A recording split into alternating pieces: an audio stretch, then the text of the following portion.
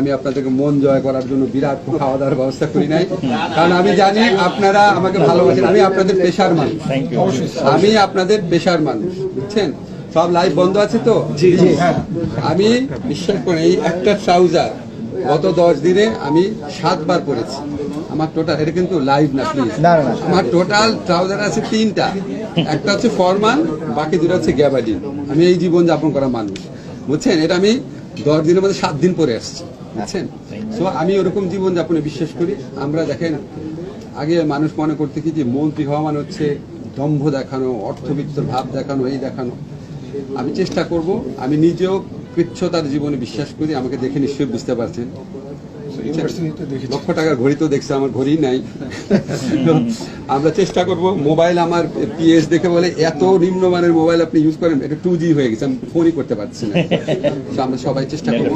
আপনাদের কাছে আমার একটা রিকোয়েস্ট থাকবে, প্লিজ দেখেন, জীবনে অনেক কষ্ট করছেন সাংবাদিকতা করতে গিয়ে। আমার অনেক পরিচিত সাংবাদিক চাকরি হারিয়েছে, খুব কষ্ট লাগে দেখে। একটা ছোট্ট সত্য কথা রিপোর্ট করার জন্য চাকরি হয়েছে, সারাক্ষণ নিগ্রহের মধ্যে থাকেন, আপনাদেরকে চাকরিচ্যুত করা হয় কথায় কথায়। আপনারা প্লিজ একটা উদ্যোগ নেন, এই একটা সুযোগ। আপনারা চাপ সৃষ্টি করেন, সাংবাদিক ইউনিয়নকে এক হইতে হবে।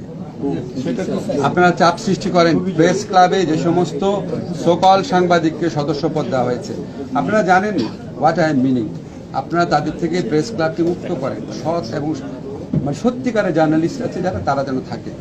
আপনারা যদি কালেকটিভ একটা ফোর্স গড়ে তোলেন, সব সাংবাদিকরা মিলে একসাথে, সত্যিকারের সাংবাদিক, মানে বুঝতেন তো সত্যিকার সাংবাদিক কি বুঝিয়েছি, মিলে আপনারা ঐক্যবদ্ধ থাকেন। আপনারা আপনাদের যত কালো আইন আছে এটা সেগুলি করেন, ওয়েজ বোর্ডের ব্যাপারটা করেন, এবং আমাদেরকে অব্যাহতভাবে চাপের মধ্যে রাখেন সুশাসন প্রশ্নে। বিন্দু মাত্র ছাড় দিবেন না। আমি যা উদ্যোগ দিব ইন কোর্স অফ টাইম আপনাদেরকে অবহিত করবো, তখন করেন। একটু টাইম